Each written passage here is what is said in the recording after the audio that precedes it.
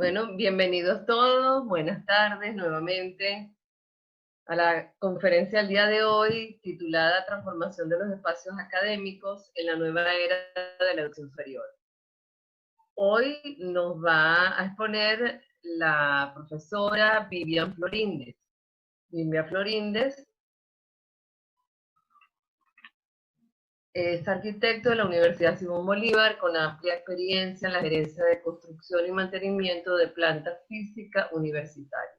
También es especialista en finanzas públicas del sector universitario de la Universidad Simón Bolívar, asesora del Programa de Desarrollo Espacial y Físico de la Oficina de Planificación del Sector Universitario, fue asesora, OPSU, consultora en mejora de procesos, innovación y design thinking, y profesora jubilada de la Universidad Central de Venezuela y de la Universidad Simón Bolívar. Bienvenida, Vivian, puedes empezar cuando quieras. Hola a todos.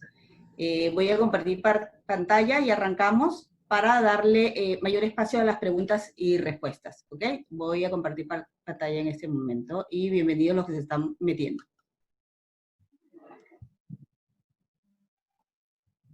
Listo. Ok. Arrancamos con el tema de... Disculpen, no me está... Transformar los espacios académicos. Yo voy a tratar en la exposición, y a medida que vayamos viendo las imágenes, tratar tres temas fundamentales desde el punto de vista de gestión. Gestión del cambio, gestión de la incertidumbre, gestión de la innovación y gestión académico-administrativa. Y sobre eso vamos a ver los subtemas que se generan a raíz de la temática que vamos a tratar. En primera instancia, yo creo que una de las primeras preguntas que nos tenemos que hacer cuando hablamos de transformar es ¿por qué, cuándo, cómo y dónde? ¿Ok? Entonces, les voy a plantear algunas posibles respuestas. Realmente el COVID o el virus ha hecho que una de las que las dinámicas sean muy cambiantes y tomar decisiones o tener respuestas para ciertas problemáticas y necesidades que se están generando resulta bastante difícil. En construcción nosotros eso le llamamos tomar decisiones fast track y que pueden cambiar dependiendo de la variable que se maneja en un momento dado. Y las posibles respuestas a esas preguntas pudiera ser el por qué. En primera instancia, como les dije, el virus nos ha hecho acelerar los cambios y hay dos condiciones que prácticamente hay que pensarlas, que son las condiciones sanitarias y las condiciones sociales que nos hacen reunirnos masivamente, ¿ok? Entonces, ¿cuándo nosotros tendríamos que transformar los espacios académicos? Una de las propuestas que generalmente han hecho todas las universidades que en este momento están pensando cómo volver a funcionar, tratar de mantener la normalidad. Y la normalidad temporal nos las da el hecho de tratar de mantener nuestros periodos académicos a lo que estamos acostumbrados. Pero, ¿con qué diferencia? Pensando en la modalidad de la enseñanza y la revisión de horarios y turnos de los profesores y de los estudiantes. El cómo es quizá lo que tiene mayor variable. El cómo va a depender de las particularidades de cada universidad y, lógicamente, con base a los protocolos y las precauciones que de alguna u otra manera vienen establecidas por organismos internacionales o organismos que están relacionados directamente con lo que está ocurriendo con la pandemia. El dónde, lógicamente, en los espacios, estamos tratando los espacios universitarios, y que va a depender de la respuesta creativa y de las recomendaciones que se generen de la propia comunidad educativa. En referencia, como les dije, lo primero sería la gestión del cambio. Cómo abordamos con esas preguntas la gestión del cambio, viene la consideración de la gestión de la innovación. y vamos a tratar 3 dimensiones prácticamente. Recuerden que la innovación es un impacto, es un efecto que se genera a través de los procesos de gestión. Y la idea es que si nosotros vemos estas tres dimensiones, pedagógica, la parte ambiental y la parte tecnológica, nosotros podemos establecer criterios que unifiquen las respuestas que podemos dar a esa transformación o esos cambios que requieren los espacios universitarios. Entonces, en este sentido, ojo, lo que voy a tratar es de que, si bien yo no tengo las respuestas, la idea es como que de generar reflexión y generar puntos de discusión internas en cada universidad para ver si discutiendo sobre eso se pudiera dar las particularidades en cada uno de los espacios que corresponden a cada situación en cada universidad. Entonces, en relación a la dimensión pedagógica, ¿no?, que está relacionado básicamente con todo lo que son las estrategias en docencia, investigación y como en los programas de cooperación y extensión, y la discusión pudiera ser, y es un tema prácticamente para hacer toda una exposición, de la presencialidad contra la virtualidad, en busca de modalidades híbridas.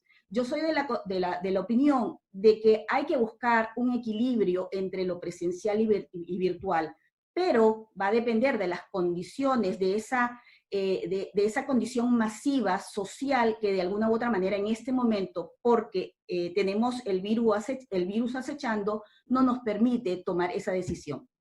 La segunda sería innovar en la dimensión ambiental. Y en este caso, el ambiente tiene que ver con la parte académica, los espacios académicos y el contexto. ¿Por qué? Porque está relacionado a la dinámica y al funcionamiento que va a demandar la nueva normalidad en la educación superior. Y un punto de discusión pudiera ser las aulas tradicionales versus las aulas tecnológicas. ¿Cómo vencemos la obsolescencia de los espacios públicos? Y llamamos obsolescencia, o sea, el hecho de que de alguna u otra manera estoy llamando obsolescente a las aulas tradicionales, es porque lógicamente al incorporar el área tecnológica y cambiar a un modelo híbrido, requiere la transformación de esos espacios para la incorporación de la tecnología en el momento de la docencia. Y tercero sería la incorporación o innovar en la dimensión tecnológica, que implica que cada universidad debería mejorar la comunicación y las tecnologías de información de cada universidad. Y un tema de discusión pudiera ser cómo incorporar nuevas soluciones y herramientas digitales que se apliquen a la educación superior. Tenemos la realidad aumentada, la realidad virtual, la realidad mixta, la inteligencia artificial, la inteligencia de las cosas, la neurociencia educativa, e incluso se está hablando ya de incorporar la robótica. Como estrategias para cada una de las dimensiones que se están tratando, yo simplemente voy a nombrar algunas. Como les dije, la idea es generar un conversatorio con base a estas reflexiones y a estas ideas que se pueden ir generando, organizándolas con los subtemas y temas con relación a la gestión y con relación a las dimensiones que habría que clasificar los temas que podemos conversar. En este caso, repensar toda la parte pedagógica implica pensar en la formación de nuevas habilidades. El mercado laboral en este momento demanda prácticamente carreras muy cortas o especialidades con respecto a las capacidades. La parte de experiencia y de carrera, si bien no ha perdido prioridad, la especialidad es lo que prácticamente está demandando. La currícula por competencia sería algo que ya se está implementando, pero que no termina de aterrizar en muchas universidades.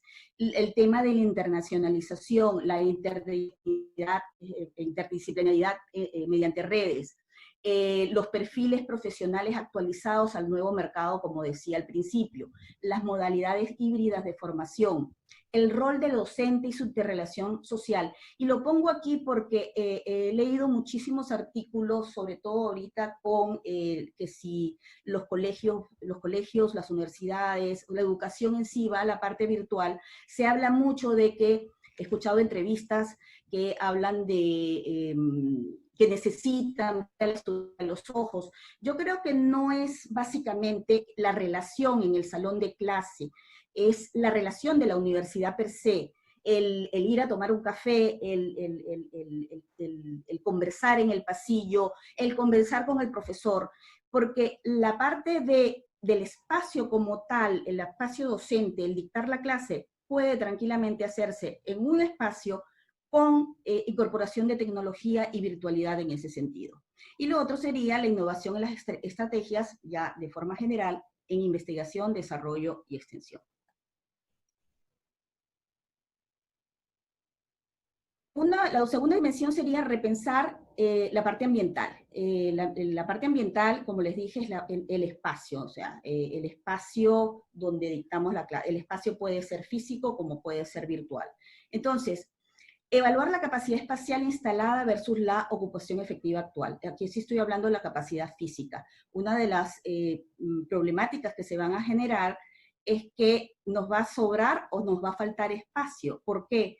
Porque las condiciones sanitarias que nos está mandando el virus implica distancia. Al tener distancia, de alguna u otra manera, lo que nosotros pensábamos que era correcto para poder ocupar, puede que de alguna manera nos alcance o nos falte. Ese es un diagnóstico que hay que hacer.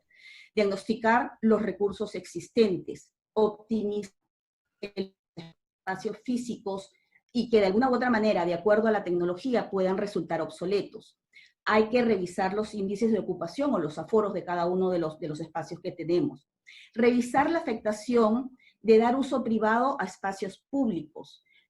Muchas de las áreas comunes en algunos de los colegios y universidades, sobre todo aquellos que ya están empezando a funcionar en parte física, están utilizando espacios públicos. Y eso, de alguna manera, atenta a la funcionalidad. Eso hay que evaluarlo también a priori.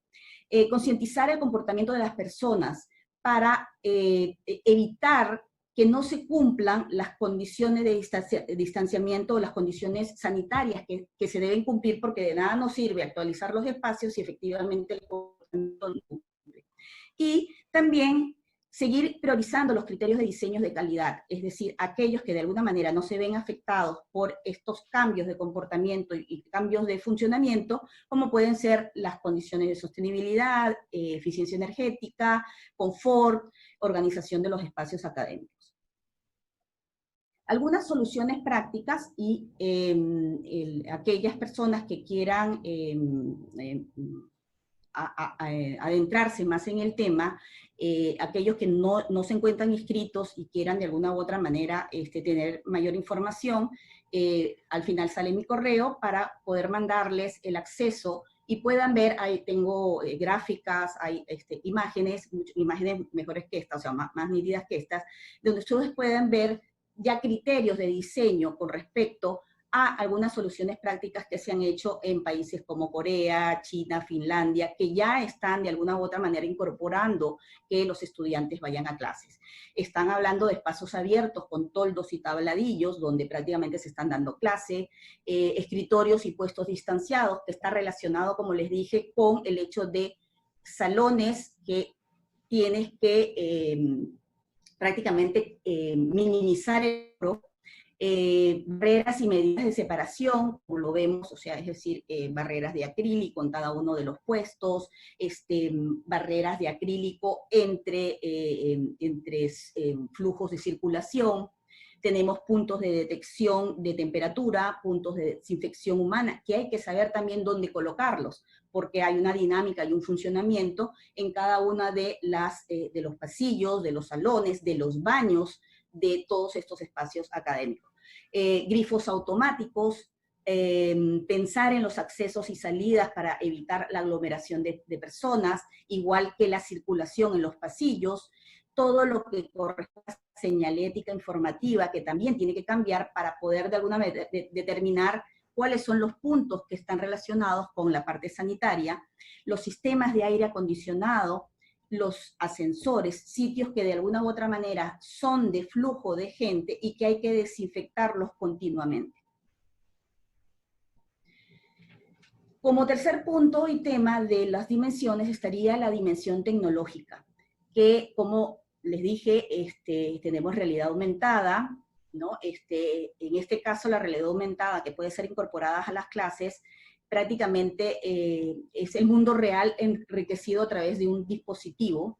Tenemos la realidad virtual o la realidad mixta, que sería la aumentada con la virtual, la inteligencia artificial, la inteligencia de las cosas y los avatares digitales. No voy a hacer énfasis aquí porque hay un video de 2 minutos donde ustedes van a poder ver cada uno de lo que se está haciendo en este momento en educación, y como puntos, esta presentación también va a estar en donde ustedes pueden accederlo y pueden revisar quizá hice una selección de alguno de las herramientas digitales que en este momento se pueden acceder y pueden ayudar en la tecnología educativa, ¿no? Y entonces, entonces 2 minutos vamos a tener para que puedan visualizar algunos de los ejemplos que se están haciendo con estas herramientas. Ups.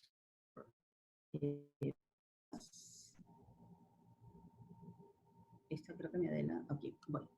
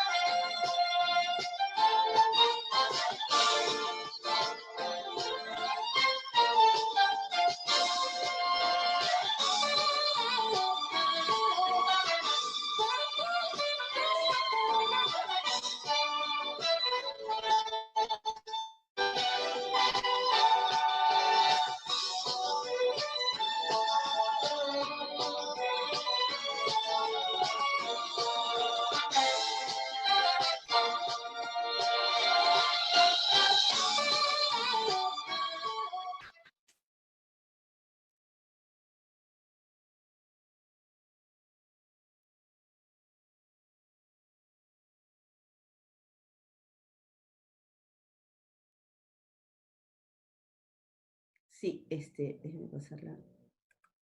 Bueno, en el video pueden haber la discusión sobre presencialidad y virtualidad es un poco la falta de incorporación de muchas de las tecnologías que yo prácticamente incluso me incluyo, que en algunas no las conocía, que pueden permitir realmente un potencial donde los espacios tradicionales pudieran ser utilizados para estos laboratorios tecnológicos que nos puedan ayudar a ver la educación superior desde otro punto de vista, ¿no?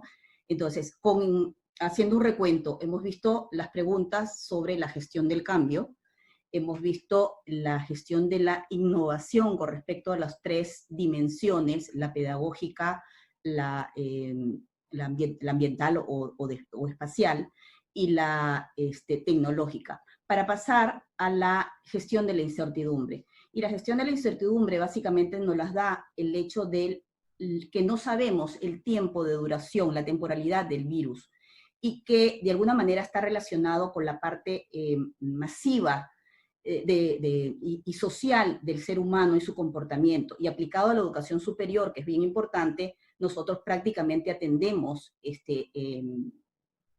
se puede decir, comunidades que se reúnen masivamente para poder recibir educación, ¿no?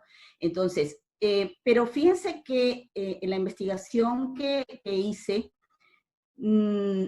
muchos de los epidemiólogos ya de por sí estaban diciendo que el mundo en algunas áreas estaba como sobredensificado, y nosotros incluso como arquitectos y constructores estábamos haciendo mucho mayores los aforos en algunos de los espacios, y no estábamos pensando en las medidas de precaución que en este caso nos da la parte de la densificación. Es decir, si nosotros consideramos que los virus se propagan por contacto, lógicamente mientras más apurruñados estemos, más facilidad de propagación tiene, ¿no? Entonces, una de la parte que tenemos que pensar dentro de la gestión de la incertidumbre es que, bueno, tenemos que tomar decisiones en este momento. Tenemos que tomar decisiones de forma integral, y por eso es que yo les hablé de las dimensiones. Pudiera haberles hablado, me imagino que más de uno estaba interesado en cada una de esas técnicas que están usando en otros países para ver cómo ponen los escritorios, dónde tienen que poner dentro del pasillo cada una de estas partes de desinfección.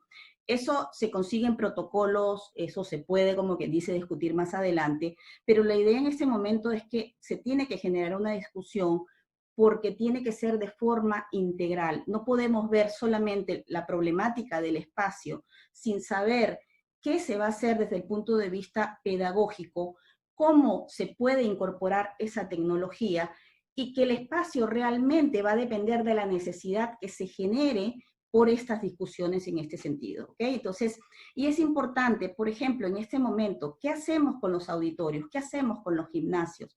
¿De verdad vamos a agarrar los espacios públicos, les vamos a poner un toldo y vamos a poner a nuestros estudiantes allí? ¿O simplemente nos vamos con tecnología? Pero ¿qué pasa si no tenemos una buena tecnología, si no tenemos una buena internet?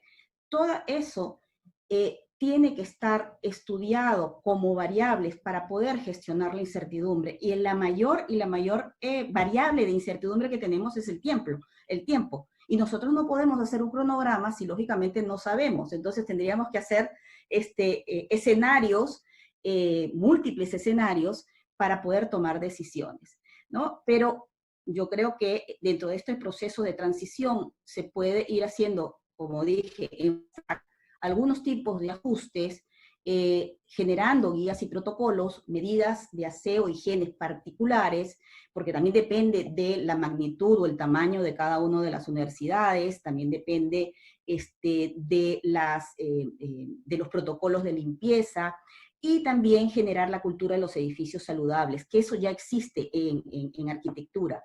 Existen incluso empresas que se dedican a lo que se llama el Healthy Buildings, que implica ciertas medidas que tienen que ver con la propagación de virus. Generalmente la mayoría, porque era lo que más se conocía, es sobre la gripe, o sea, es decir, con estadísticas, cómo se hacen los tipos de protocolo de limpieza para evitar que en edificios de oficina, porque arrancó con edificios de oficina, se contagiara a la gente, y se habían dado cuenta que tenía que ver con los procesos de los aires acondicionados, etc. Entonces, en este momento, agarrar lo que hay de edificios saludables y tratar de alguna u otra manera transformarlo a nuestra nueva realidad, que prácticamente es precaución y prevención.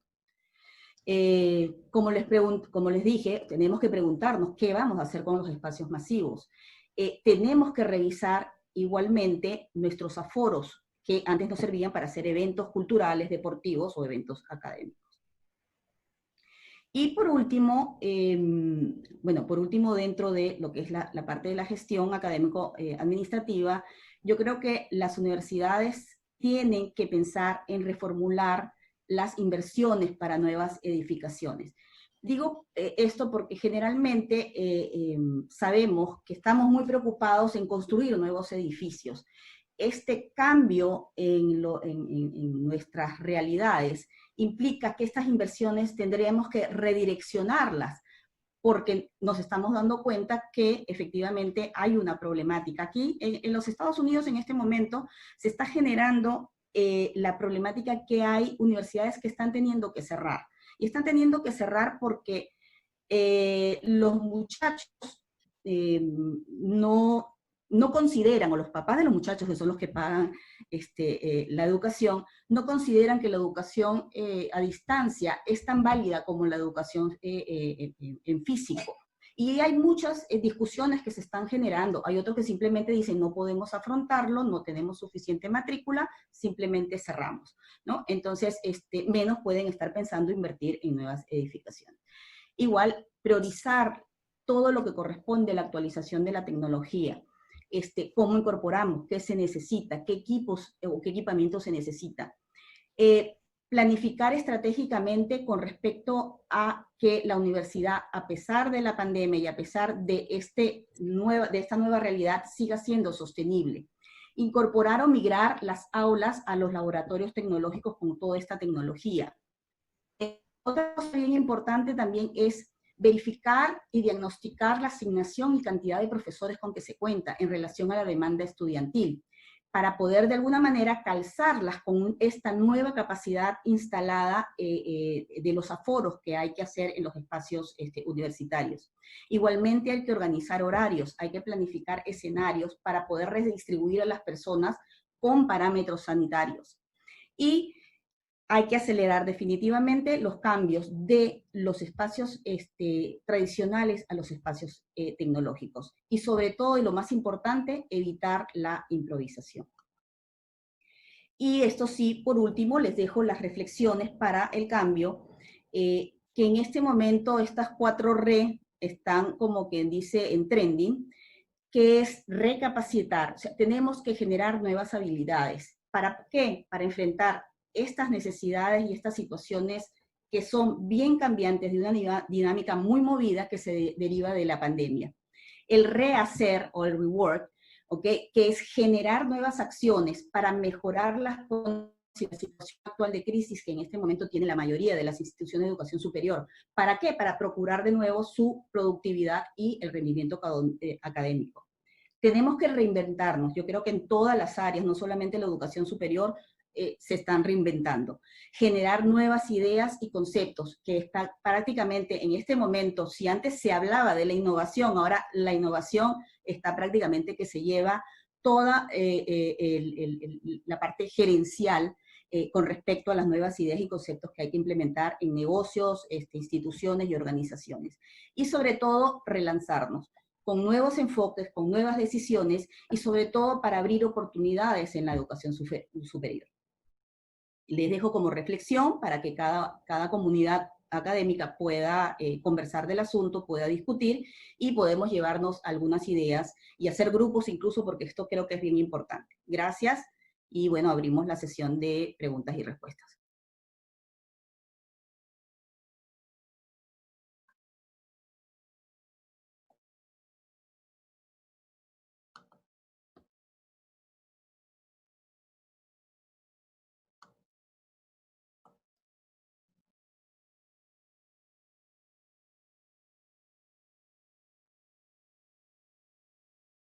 ¿Aló? ¿Nadie quiere preguntar?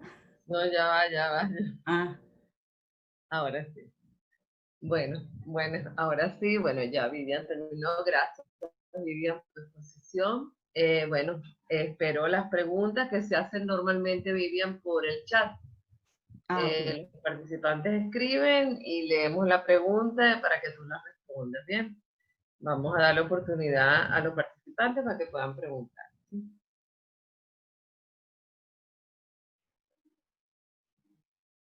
Vamos a esperar un segundito. Aquí está. José Martínez te pregunta, Vivian, ¿cómo nos anotamos para... ¿cómo nos anotamos para preguntar? Disculpa. No, escribe la pregunta, a menos que usted quiera hablar. Si usted quiere hablar, levante la mano y le damos la palabra. Pero si no, le escriben en el chat, lo que usted prefiera. Aquí hay una pregunta.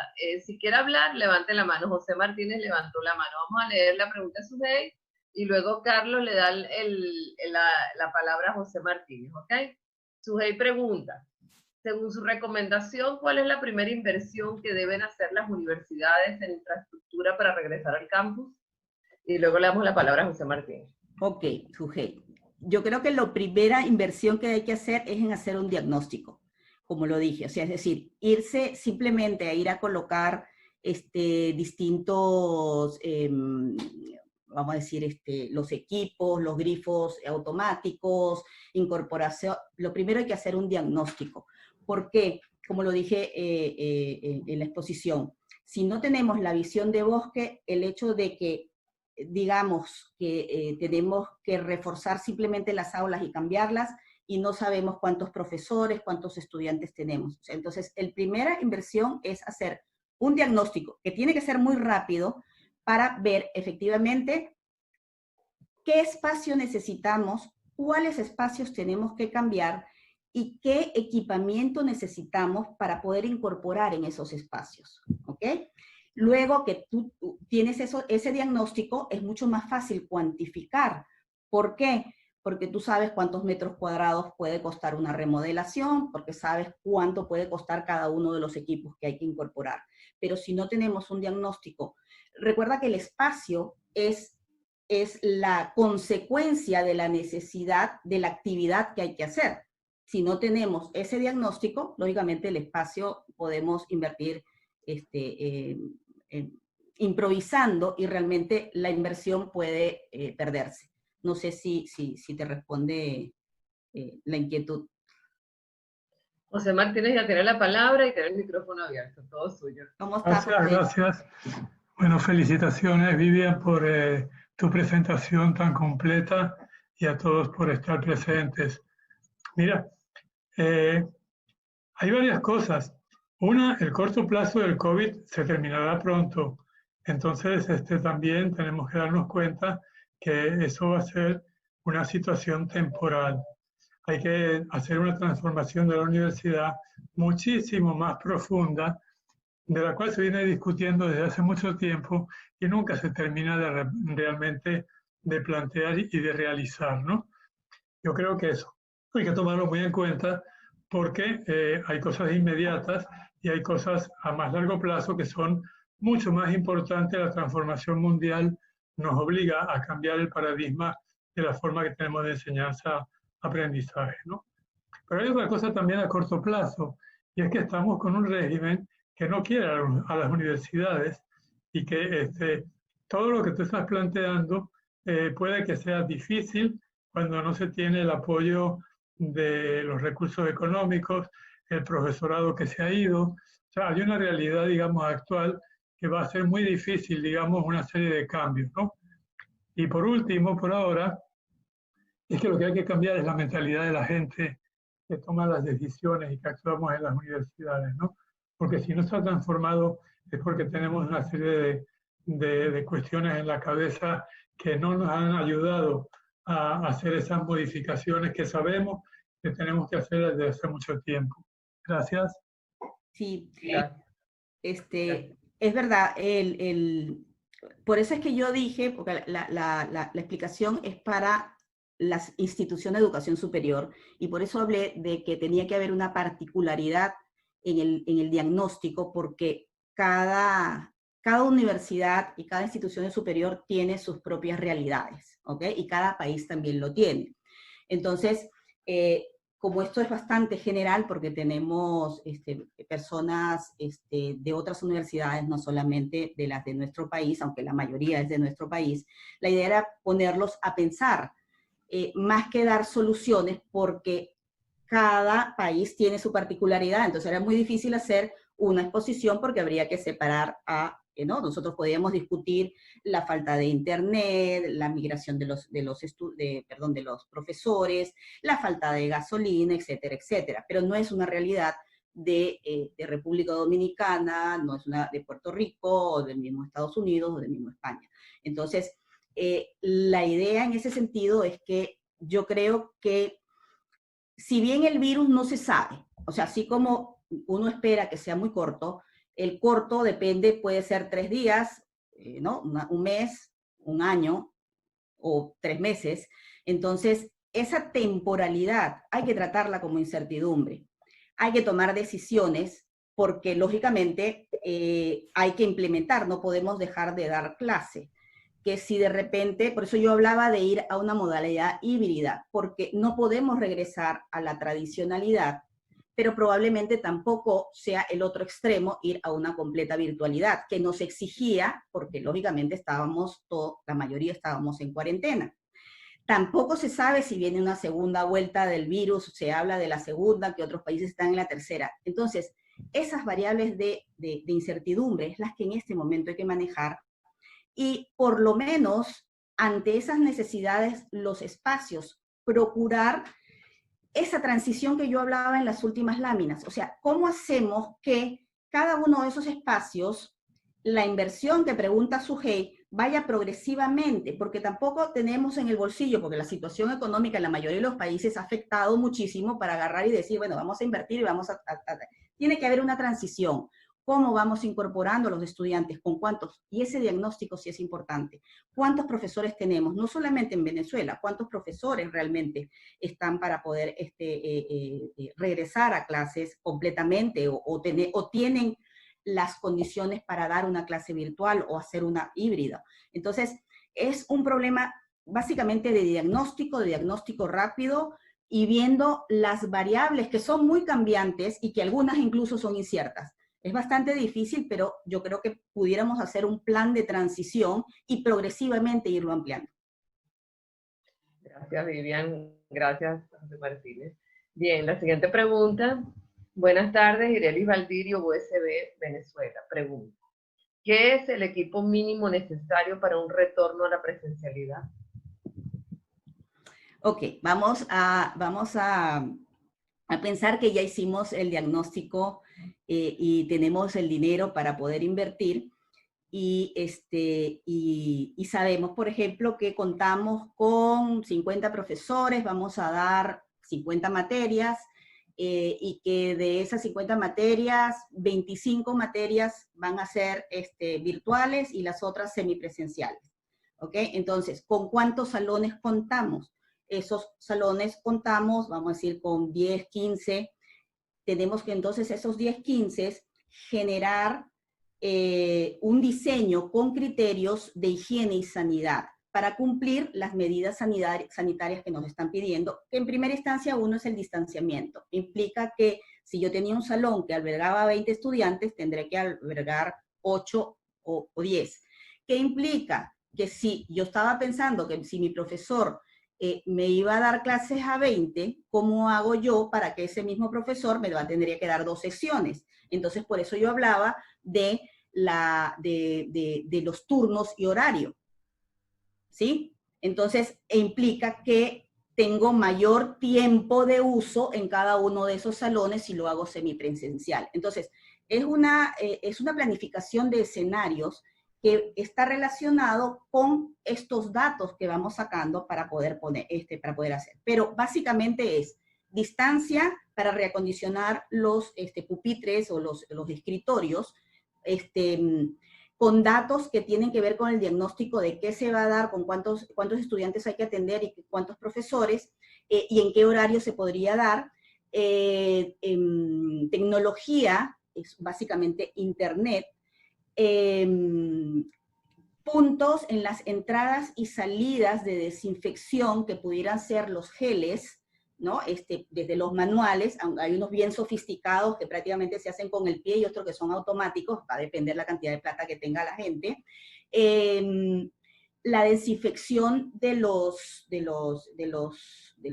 materiales, o sea, de repente lleva de un bolso, algunas cuestiones, hay unos de luces ultravioletas que se pueden pasar, señalar en los pasillos cuáles son, o sea, la izquierda y la derecha, como los carros, o sea, tenemos que poner a las personas ahora prácticamente ir de un lado y del otro, distanciados, pegados a eso implica señalización, o sea, guardar plata para hacer la señalización. ¿En qué puntos van a estar las desinfecciones? Si es antes de entrar al salón, los baños públicos es uno de los puntos que hay que reforzar bastante, ¿no? Tratar que se toque lo menos posible. Ya de por sí yo por lo menos era maniática y yo a un baño público, si tenía puerta, la empujaba, o sea, ya yo saqué, como dice, con el codo la puerta, pero entonces en muchos casos ahorita están sacando las puertas para dejarles libertad y están poniendo otro tipo de barreras. Si se puede que las personas traigan sus máscaras de acrílico sería buenísimo, pero si no, a los escritorios se les están poniendo barreras acrílicas. Entonces, hay muchísimos equipamiento que se puede poner y la sofisticación o no va a depender de la cantidad de plata que disponga cada universidad. Pero eso hay que hacer un plan, hay que hacer incluso un diseño con planos de cada uno de los espacios, pero con base a datos que, como les dije, de cómo sería esa transición para poder atender vamos a decir, en el periodo que empieza en septiembre, por decirle de alguna manera, vamos a atender 25 materias, 30 materias, con cuánto contamos y qué es lo que progresivamente tenemos que ir modificando. Y por eso también hablé de flexibilidad, porque la flexibilidad significa que en un caso máximo que el virus no se vaya, ¿no? Poder recuperar o su transición a un aula migrada, que pudiera ser un aula tecnológica, una vez que tengamos la nueva normalidad, porque no va a ser igual que antes. O sea, en ese sentido estamos claros que no va a ser igual que antes. Gracias, Vivian. A ver, profesor Gerardo Padín hace el siguiente comentario. Excelente presentación, muchas gracias por la información.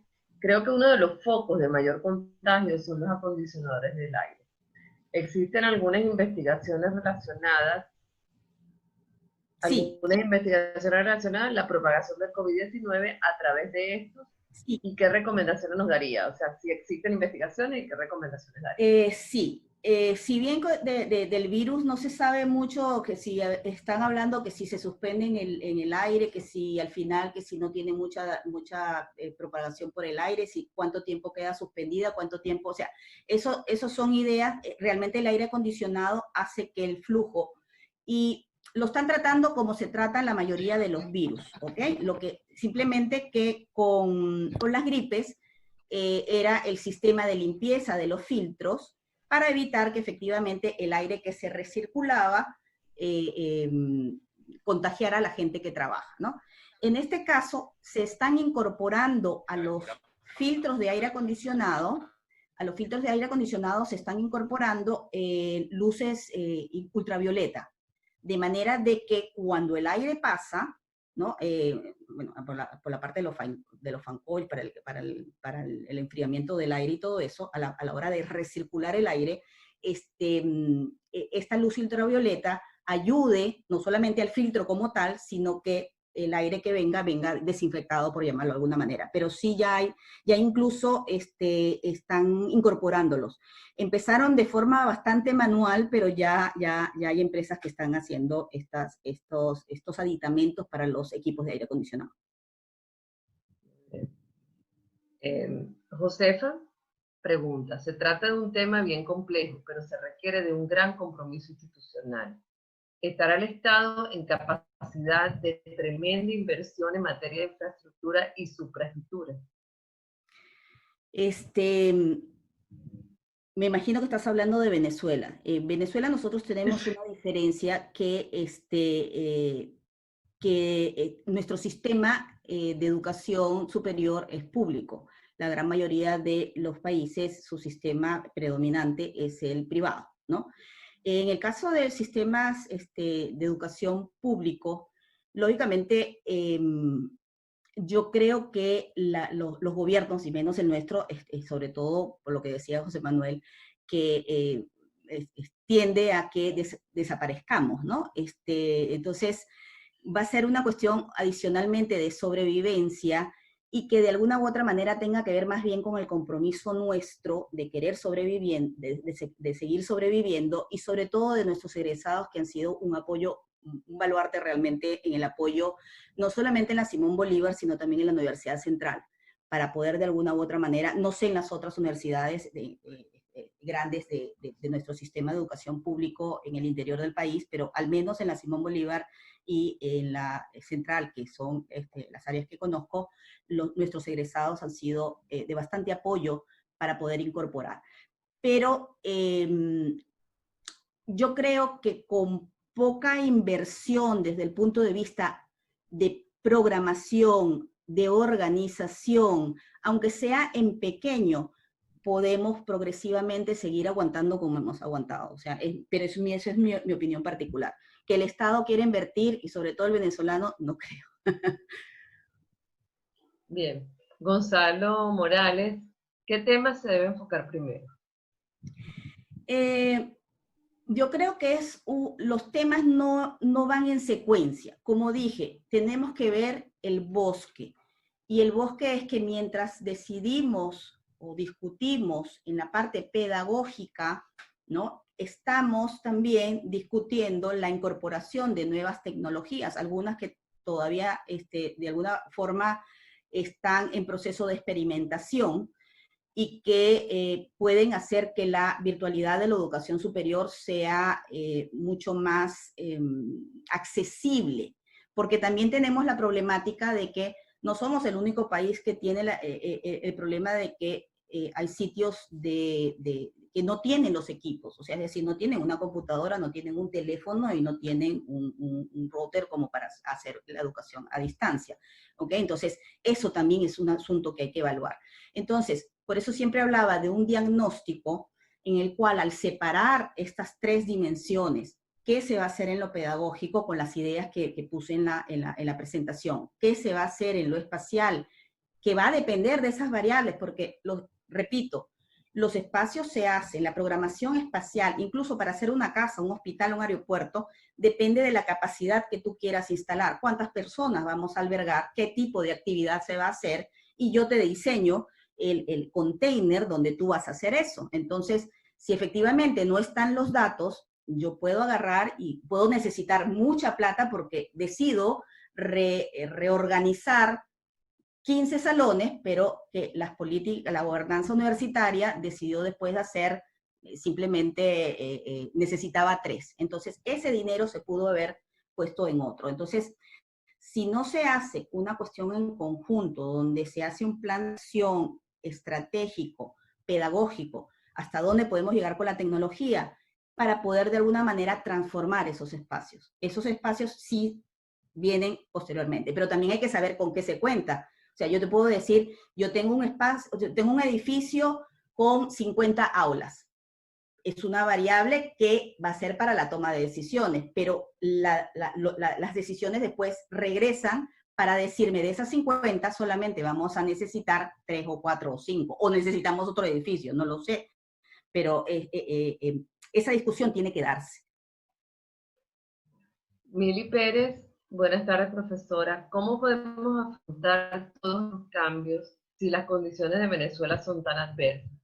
No contamos con los equipos, infraestructura y recursos. Yo soy profesora de informática en la UPL de Maracaibo, no sé. Y allí, y creo que se le cortó Sí, el mensaje. la profesora. No, aquí abajo está. Bueno, ya va. Aquí está. Yo soy profesora de informática, después siguió abajo en otro mensaje. Yo soy profesora de informática en la UPL de Aragua y allí no contamos con un laboratorio en condiciones. No podemos igualarnos con los cambios necesarios que se están haciendo en otros países. Eso es completamente verdad. Pero acuérdense que nosotros estamos sobreviviendo en todas las universidades del país y tratamos con lo que tenemos de reinventarnos. Y yo creo mucho en nuestra capacidad como venezolanos, no solamente internamente, sino también en el exterior, de cómo nos hemos reinventado, cómo emprendemos y cómo de alguna u otra manera sobrevivimos. Y ahí yo creo que está la diferencia, que si bien con la internet, aunque sea de a pedacitos, hemos logrado dar clases.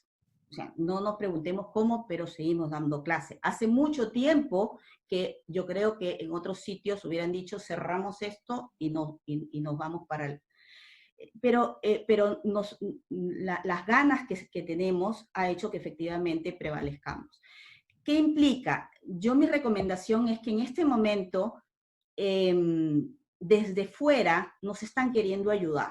Ahorita, por ejemplo, entre las noticias que salen, por ejemplo, Microsoft y LinkedIn están dando cursos gratis.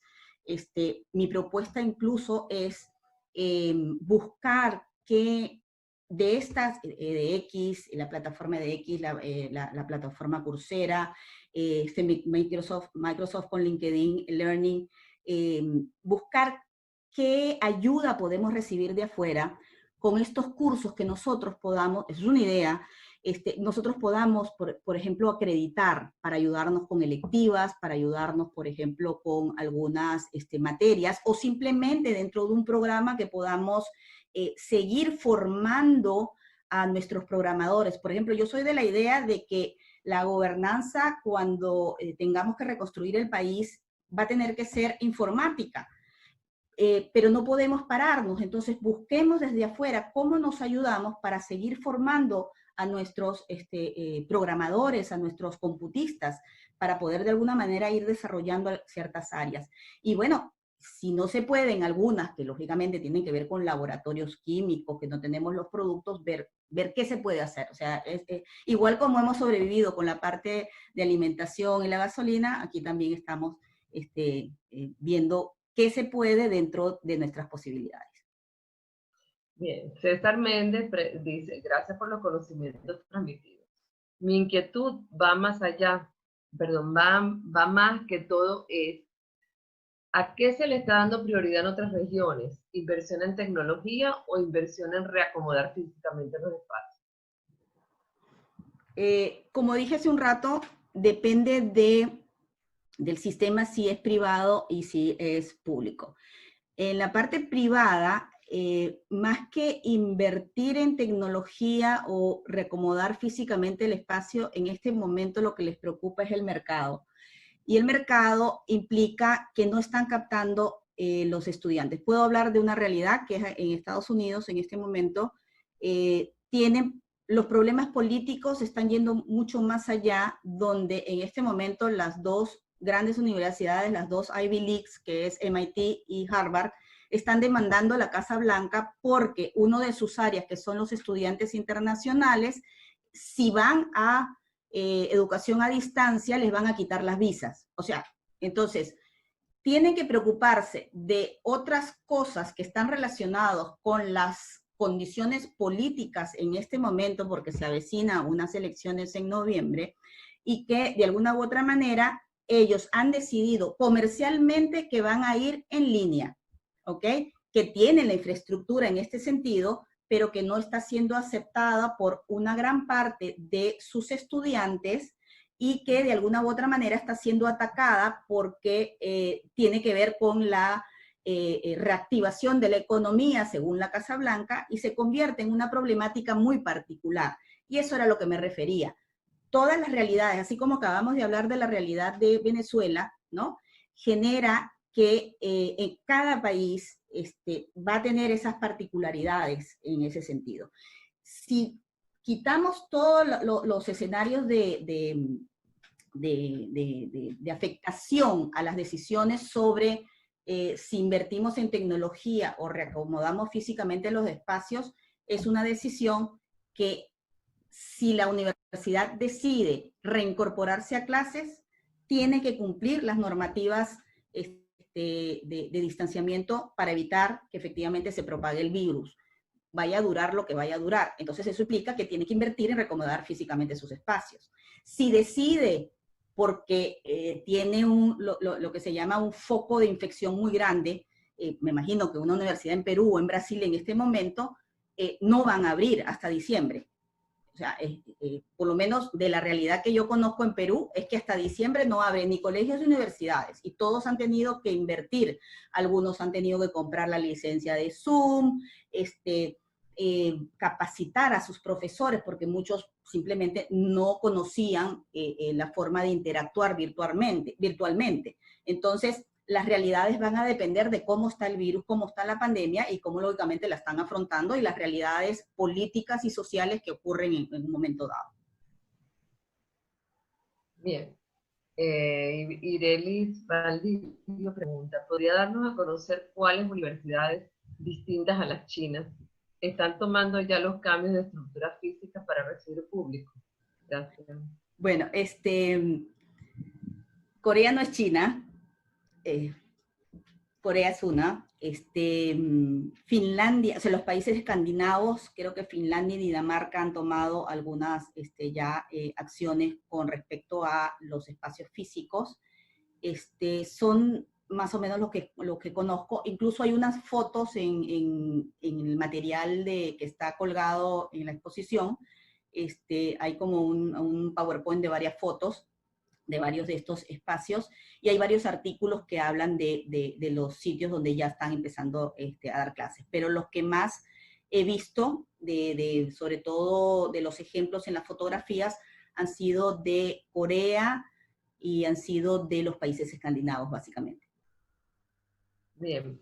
Josefa hace el siguiente comentario. La pandemia está generando el modo de vida COVID-19. El mundo definitivamente cambió.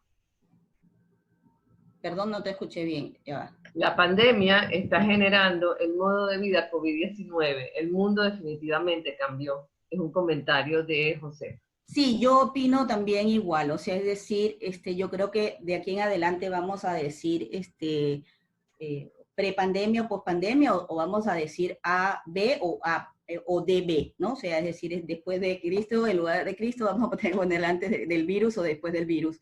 Pero sí hay un cambio de mentalidad, a pesar de que pudiéramos decir de que el virus se va a ir, se va a transformar, etcétera. Hay un cambio total porque ha acelerado muchísimo, y ha hecho que incluso acelere el colapso. Hay unos artículos en este momento bien interesantes que están hablando hasta del colapso del capitalismo como tal, ¿no? O sea, por todo lo que está ocurriendo aquí en la parte social de los Estados Unidos y de la historia, y están tumbando a cuanto monumento, incluso el señor Cristóbal Colón ni siquiera se salva. Entonces hay como una afectación adicional que está generando muchísimos cambios a otro nivel. O sea, no solamente en lo que corresponde a cambios en nuestro comportamiento, sino también en esta visión del mundo, incluso hasta en la sostenibilidad. O sea, es decir, hemos visto los cambios con respecto a lo que es los animales, el paisaje, la capa de ozono, etcétera, etcétera. O sea, realmente, no sé, el 2020 está marcando con el COVID un antes y un después. Bien. Sujei, ¿debemos esperar que la nueva realidad hará más costosa a la educación en todos los niveles? ¿Haga más costosa? Ajá, a la educación en todos los niveles. Repito. No, estoy hilvanando Okay. Una pregunta que haga más costosa. También repito, depende. Quizá porque nosotros en Venezuela estamos acostumbrados a un sistema de educación pública muy bueno, incluso tan bueno que todavía no hemos terminado de desaparecer, cuando yo creo que en otros sitios hubiéramos desaparecido hace mucho tiempo, y que de alguna u otra manera la inversión como tal, es decir, hay países donde la visión de la carrera del profesor, la carrera académica como nosotros la vemos, no es vista. O sea, quizá ahora la internacionalización a la fuerza que hemos tenido la mayoría de los venezolanos nos va a hacer, mediante la observación, y mediante la experiencia, lógicamente, ver realidades que antes no veíamos y que por comparación podemos ver si efectivamente era buena o mala, ¿no? Entonces, lo de costoso es relativo. Generalmente, en la mayoría de los países donde la educación es privada, es costosa, es costosa. O sea, es decir, en los países, vuelvo a repetir la relación que tiene aquí en Estados Unidos, donde los préstamos, una de las cosas que también se está discutiendo es que si los préstamos los van a devolver o no, porque se endeudan para poder estudiar y pasan toda la vida tratando de pagar el préstamo con el cual estudiaron. Entonces, estos cambios que todavía no se han definido en las grandes universidades de los Estados Unidos y que de alguna manera también marcan hacia Latinoamérica, porque siempre nosotros que si la maestría la queremos hacer en Harvard o en Yale, ¿no? O en Princeton, van a ser la accesibilidad. O sea, más que costoso, yo le cambiaría el nombre accesible. O sea, es decir, la pregunta sería, ¿qué tan accesible se van a convertir las universidades después de estas distintas conversiones que van a tener que hacerse, no solamente espacialmente, sino en toda la reestructuración conceptual de cómo se va a dictar, cómo se aprende y cómo se enseña? Bien, aquí hay otra pregunta. La socialización en los espacios universitarios distintos de los salones, gimnasio, auditorio, ¿cómo queda? Sabiendo que la socialización es un aspecto básico de la interrelación humana y más aún en la edad universitaria.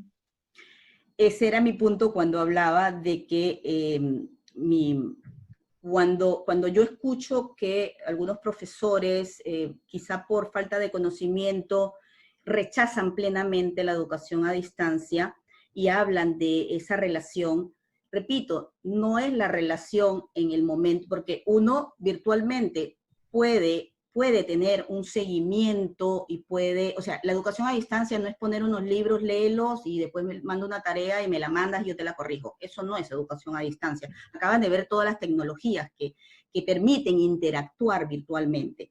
Pero sí creo que es bien importante porque el ser humano es social, el ser humano, y dentro de las actividades que hay que hacer, las actividades educativas comprenden también esa parte de ir al cafetín a discutir la clase que acabamos de tener con el profesor tal, de reunirnos en el pasillo, de salir de clase, de ir al ascensor. Entonces, la problemática en este momento es que cómo cambiamos un comportamiento social. O sea, ya ahí sí ya no soy sociólogo, pero ¿cómo hacemos ese cambio de comportamiento social?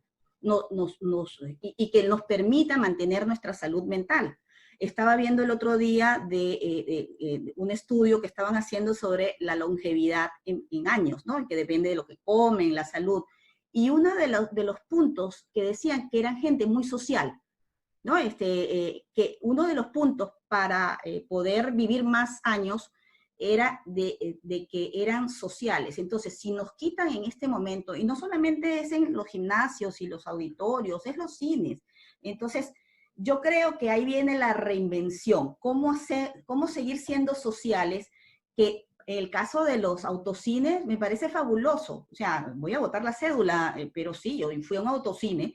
Y hay muchos muchachos ahora que no saben qué es un autocine, y el autocine está volviendo porque es una actividad que viene desde hace mucho tiempo, que se reformuló, porque incluso que eran antes los grandes espacios para ver una presentación de cine, y después vinieron las multisalas que eran mucho más pequeñas, eran mucho más dinámicas, ¿no? Que les permitían incluso comercialmente sacarle más ventaja a una sola película.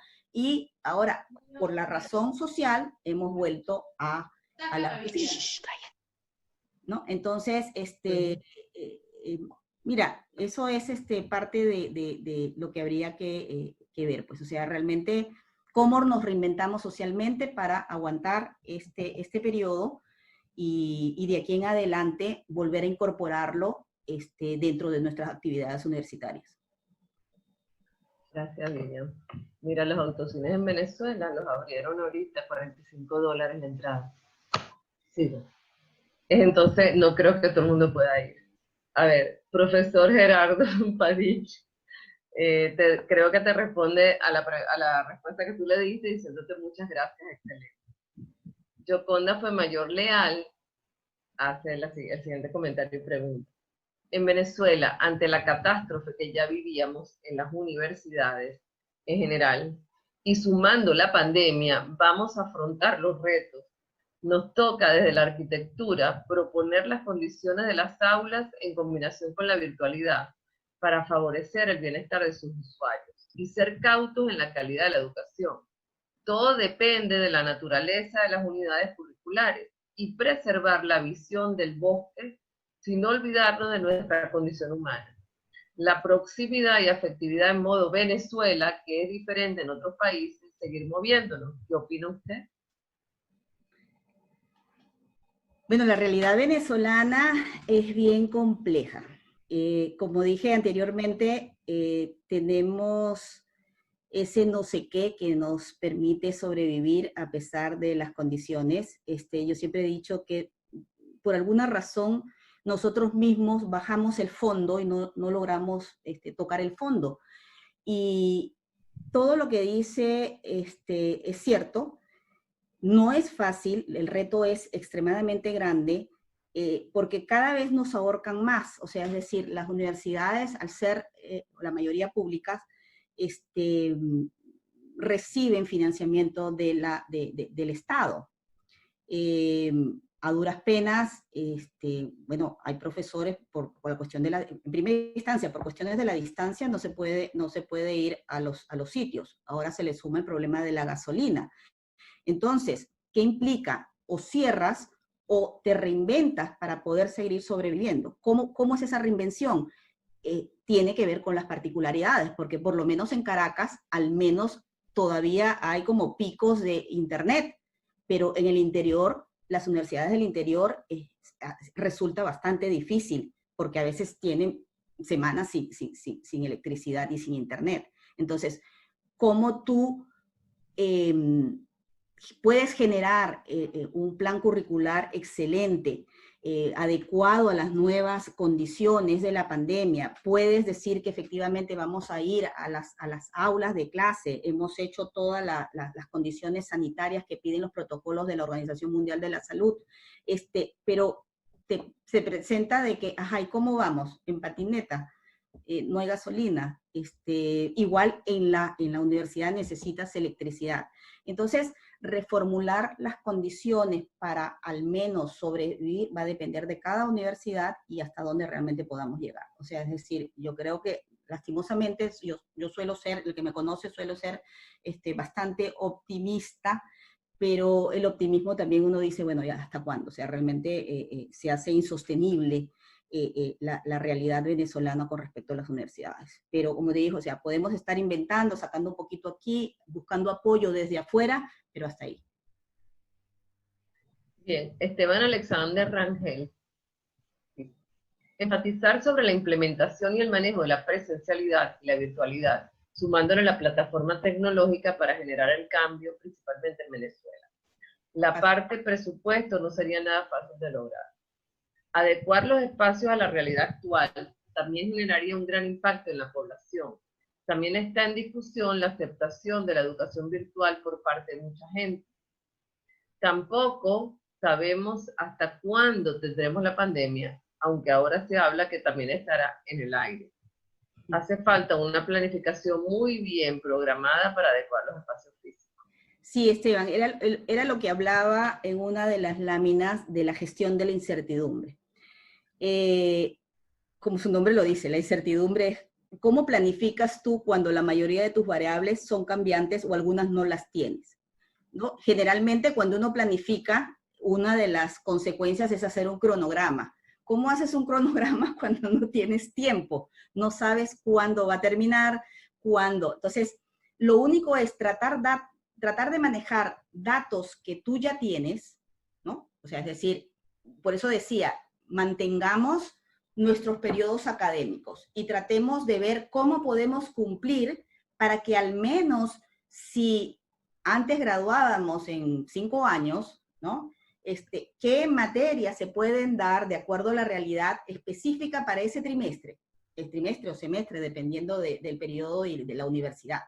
¿Con qué se cuenta? ¿Con cuánto ayuda o plata tenemos para reformular o, no sé, comprar un aparatico de internet satelital?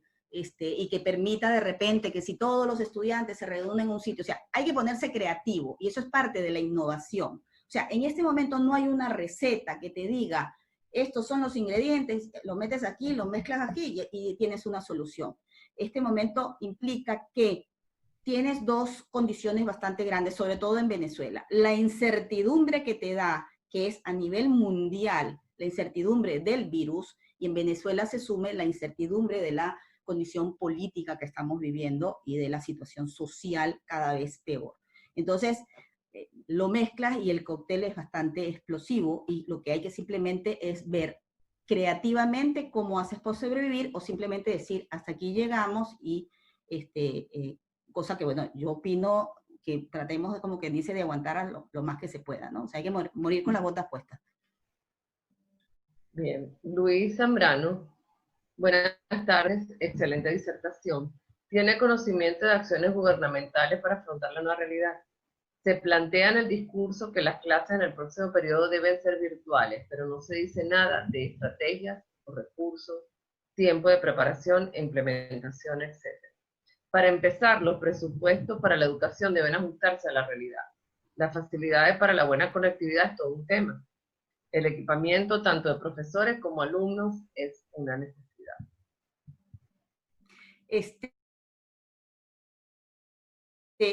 Eso sería en condiciones que estuviéramos normales, o sea, normales desde el punto de vista venezolano, o sea, es decir, donde efectivamente todos los años íbamos, pedíamos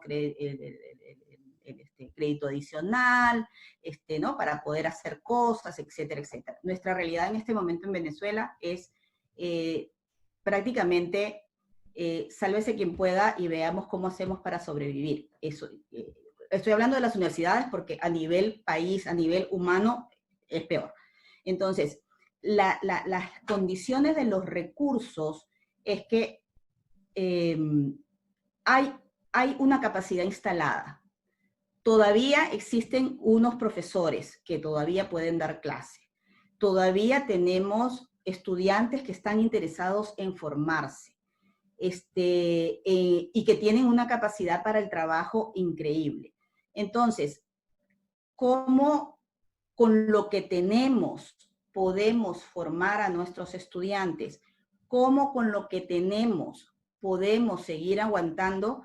Eso significa prácticamente tomar ciertas acciones de cada una de las gobernanzas universitarias venezolanas, lógicamente, para poder de alguna manera generar la sobrevivencia. O sea, ahí la incertidumbre y sobrevivencia, que es completamente distinto a una condición. Recuerden que cuando uno planifica, tiene que considerar las variables ideales, el peor escenario y el mejor escenario. Lastimosamente, nosotros estamos en Venezuela planificando con el peor escenario completamente. Bien. La siguiente pregunta es de Vitelio.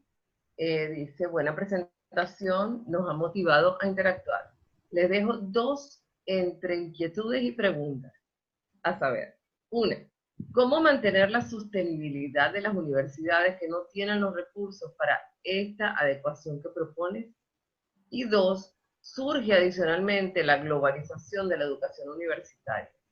Si tomamos sus palabras, entre comillas, los padres no creen en la formación virtual, pero estos padres pueden considerar la oferta de universidades extranjeras de renombre. Ok, voy con la primera pregunta. ¿Cómo mantener la sostenibilidad de las universidades que no tienen los recursos para la adecuación que propongo? Realmente yo lo que propongo son puntos de reflexión, de discusión, para poder generar, de acuerdo a las particularidades, escenarios mejores y escenarios peores. Y la sostenibilidad de las universidades va a depender de las mejores condiciones que tenga cada universidad que pueda hacer su diagnóstico.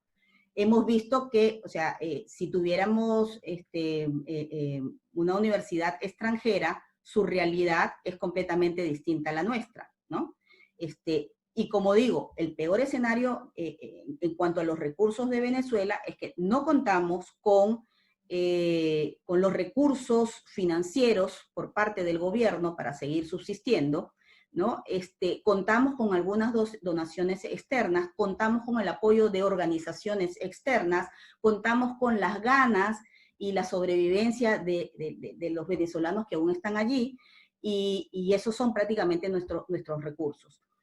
¿Cómo se puede implementar?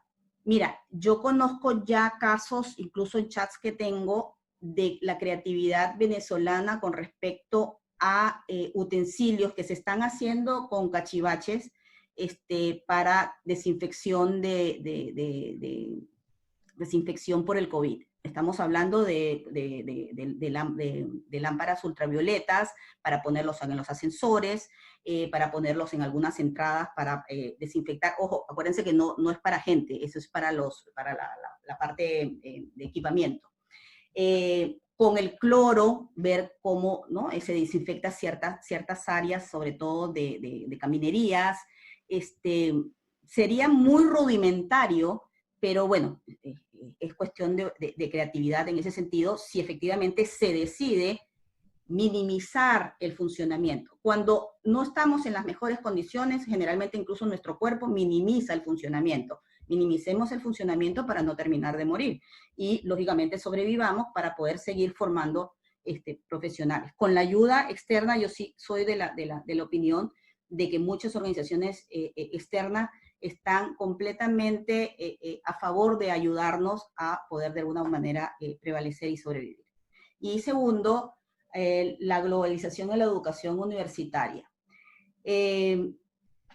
Muchos padres no creen en la formación virtual, pero creo que es por un problema que también no se conoce cuál es la parte, o sea, el desconocimiento hace que se tenga desconfianza, y al tener desconfianza, lógicamente, la gente no prefiere irse, o sea, esa es parte de la gestión del cambio, es muy resistente a cambiar y prefiere irse con algo que conoce, ¿no? Entonces, vencer ese miedo, convencer de alguna u otra manera que, repito, yo no creo tampoco en la formación full virtual, yo creo que tiene que haber un equilibrio, y tiene que haber un equilibrio bien pensado, donde esta parte humana de socialización tiene que estar presente.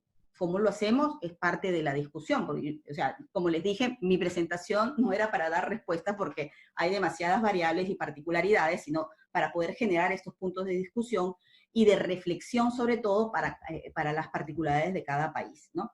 Y la globalización va a implicar, por ejemplo, lo que yo planteaba de los cursos de algunas otras universidades que pudieran ser convalidados. O sea, si yo de alguna manera hago un convenio, una universidad venezolana hace un convenio con una universidad ecuatoriana o peruana o puertorriqueña, que nos permita homologar los contenidos y decir, bueno, ok, lo hacemos virtualmente y que podamos de alguna u otra manera cubrir esa falta de profesores y equivalerle esa materia a nuestros estudiantes dentro de su formación, pudiera ser una solución creativa. Ojo, no es la única. Y así generar un brainstorming de manera de que todas estas ideas se puedan acumular y podamos dar soluciones creativas a los problemas que en este momento nos atañen, y sobre todo para cómo hacemos para sobrevivir en la educación universitaria, que eso puede ser otro foro. Muy bien, gracias, Vivian. Vitelio es de El Salvador, no es venezolano, para que tú veas. ¿Cómo? Que Vitelio es de El Salvador, no de Venezuela, para que sepas. Ah, bueno, pero espero que Sí, te haya sentido bien. es Latinoamérica, al fin y al cabo. A ver, bueno, esa era la última pregunta, entonces quiero darles las informaciones de lo que viene ahora. Fíjense que hoy prácticamente empezamos con todo el tema. Bueno, Vitelio te hace el comentario, gracias por la respuesta, la cotitulación puede ser una alternativa. Entonces, hoy empezamos con repensar la gestión de las instituciones de educación superior, y eso incluye la gestión justamente de los espacios físicos en la nueva era de la educación superior, y así comenzamos el tema central. El próximo lunes, 13 de julio, entonces tenemos 2 ponencias. A las 3:30 de la tarde nos va a presentar Carmen Chiaradona y Silvina Santín, que vienen de la, bueno, no vienen porque ellas están allá, de la Universidad Nacional de Quilmes, Argentina. Ellas nos van a hablar del COVID-19 y la educación superior, cambios en la configuración de las prácticas de gestión tras la pandemia. Aquí se va a concentrar en todo lo que es la gestión universitaria. Y posteriormente, a las 5 de la tarde, quizá un poquitico más tarde, acuérdense que como son 2 ponencias, si se alarga mucho una, tenemos que empezar la otra quizás desde las 5 a las 5:10 de la tarde, 5:15 máximo, para que sepan. Va a presentarnos relaciones funcionales y asociatividad territorial, contribuciones al caso Colombia de la Universidad del siglo XXI. Quien nos lo van a exponer es José Santiago Arroyo de la Universidad del Valle, Colombia. Entonces, los invito a que el lunes participen en la ponencia y recuérdense que todos los videos, todos, se están colocando en la plataforma y también ahora se están colocando en el canal YouTube para aquellas personas que tienen problemas con bajar el video de la plataforma. Sin embargo, tenemos un problemita en los videos y ahora lo vamos a revisar porque apareció un video que no estaba editado y resulta que sí estaba editado, entonces no sabemos qué es lo que está pasando y lo vamos a verificar. En relación con aquellas personas que me escribieron hoy, todavía tenemos personas que no han podido acceder a la plataforma. No les respondí porque ya estaban empezando la conferencia y ya me habían escrito hace 4 horas, pero no había visto los mensajes. Vamos a intentar, ahora cuando ya cerremos, de informarle a la coordinación para ver si verificamos cuál es el problema que tienen. Una de esas personas me dio el teléfono, la voy a llamar para ver si resolvemos telefónicamente la situación. Entonces, bueno, los espero el lunes a las 3:30 y a las 5 tenemos Argentina y Colombia. Son 2 exposiciones bien interesantes, espero que participen. Y bueno, y sigan interactuando por los foros, por la plataforma, y los que tengan problemas, por favor, escriban. ¿Bien? Sí, entonces, bueno, y bueno, y cualquier cosa tienen mi correo, cualquier duda, si tengo material, con gusto les envío, y a aquellos que no han entrado o no tienen acceso a lo que al material que tengo colgado, también me escriben para pasárselo a la profesora Mara y les pueda dar la clave para que puedan acceder al material.